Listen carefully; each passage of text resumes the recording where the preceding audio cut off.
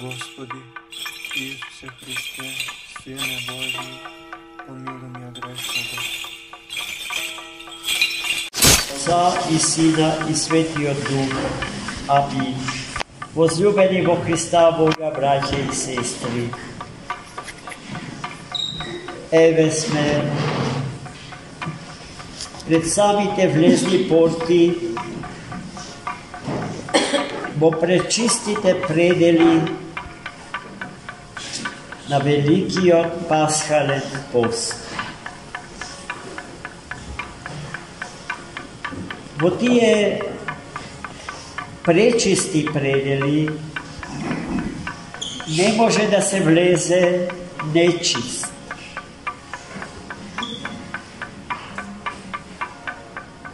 И затоа Светата Црква Божја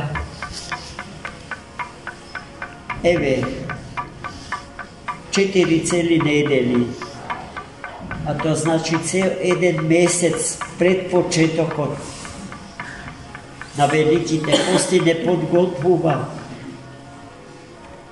за чисти во чистото да влезим. Онака како што и денешното евангелско четиво ќе учи.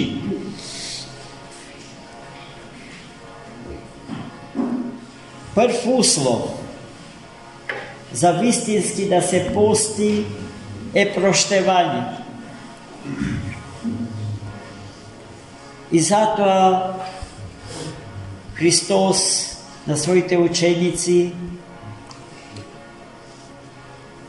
проштевањето им го поставува како прв услов на самиот почеток од ова евангелско четиво, така што им вели: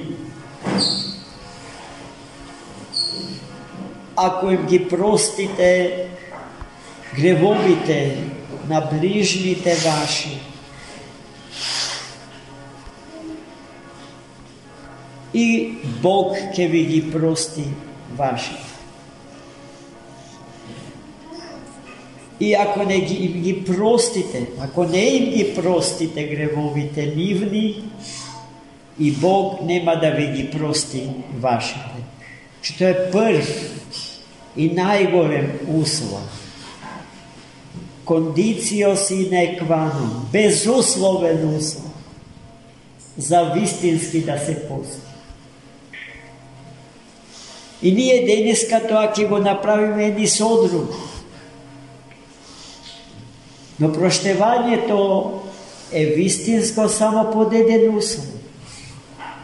Со целиот живот да се застане за тоа што сме прости, или за тоа што ни прости, а не процедура, формалност, која што се претвора во еден вид завеса, за тоа што се криеме ние вистинските преполни со гнев и желба за одмазда. Поради што лажната прошка нема никаква вредност, ниту траење.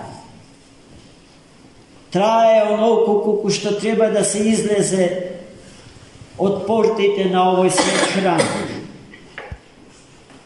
А веднаш потоа да му се вратиме на стариот истрошен живот.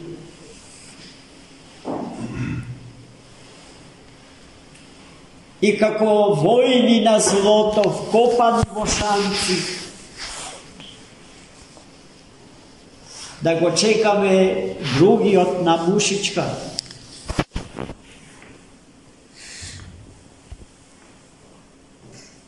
Вистинското проштевање захтева, бара целоста и вистинска, радикална промена и преобразба на нашата личност, промена на ставот. Омразата да си се врати на своето место, да и се врати на љубовта од која што настанало при секоја злоупотреба на љубов. Зашто силата на омразата е силата на љубовта. Силата на љубовта со која што до вчера сме љубеле, а сега гледајте, ничкосана во низината спротивност е сила на омразата. Станува сила на омраза. Нешто што не сме никако да ни се случи, никако. Потоа, браќи и сестри,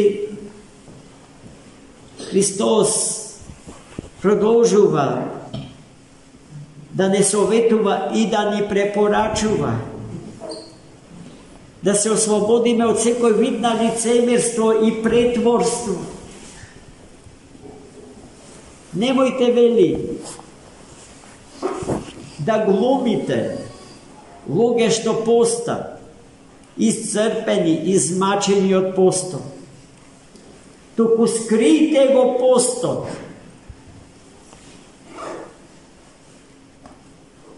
Така што нема да постите за другите и зарад другите. Туку постите зарад вашиот Бог, Троичен. Зарад Христа Бого, човекот кој што умре и воскресна за нас.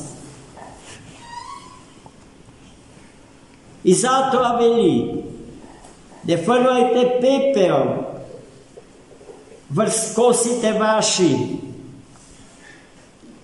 туку измијте ги и помажете се со масло, да блескате, да светите, да не се види вашиот пост пред другите.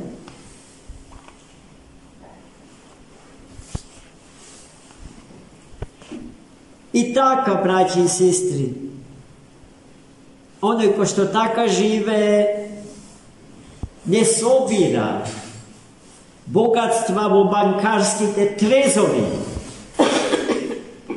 туку да се изредам со зборовите на светиот Ава Паисије Атонин во трезорите на небесната банка. Бидејќи срцата ваши, ни вели Христос, се таму каде што е вашето богатство. Ако нашето богатство е во трезорите на земните банки, таму се и срцата наши, браќи и сестри. И ако нашето богатство е во небесната банка, во градот небесен, во трезорите на таа банка се чува духовното злато. А духовното злато е еквивалент за нашите добри дела, за нашиот добар, праведен и праведен христијански живот. Ето, браќи и сестри, тоа е тоа што треба да правиме во текот на 7 седмици што доаѓаат пред нас. Во секој ден од светата 40-ница треба така да се мисли, така да се зборува и така да се живе. Но нашите зборови да не се празнословни. Туку секој наш збор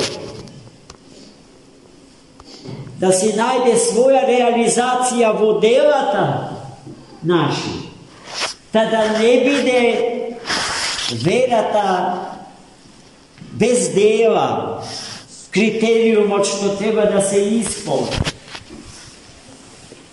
Бидејќи верата без дела, вели свети апостол Павле, е стерилна вера, бесплодна вера. Само верата што раѓа дела, што дава дела, е вистински, плодотворна вера. Тие се вредностите кон кои што треба да стреми. Тој тема се разбира за која што треба многу да се зборува. Или може многу да се зборува. Ама во мноштвото зборови да не се изгубиме себе си. Сосема е доволно тоа што го чувме од Светото Евангелие. Бидејќи Не е тешко да се каже и уште полесно е да се чуе. А и тешко е сето тоа да се преточи во конкретен живот. Во она што сум јас. Во личност, во битие, достојно за вечен и несмртен живот. Во името на тие вредности, браќа, сестри, кои што ја сочинуваат христијанската, или како што некој сака да каже, традиционалната скала на вредности, јас денеска, во овие прекрасни утрински часови, кога се замрено и претворено во тишина, во мир, во спокој,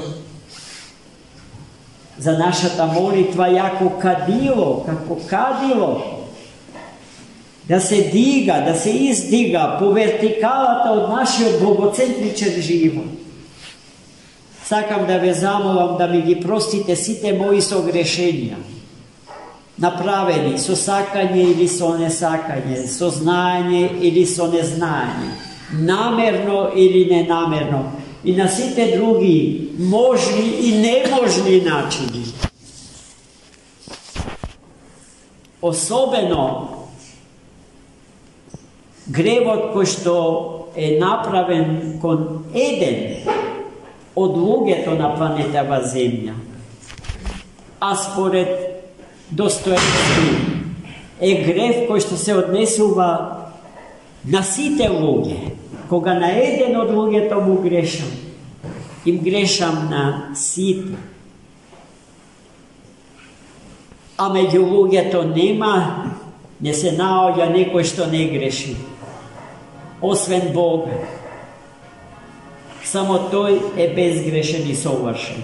И затоа само тој и никој друг може да биде нашата мера, нашиот вистински и незаменлив критериум за сите вредности, чие траење е вечно и неподложно на рѓата и црвецот, за кој што Христос во денешното Евангелие исто така ни зборуваше.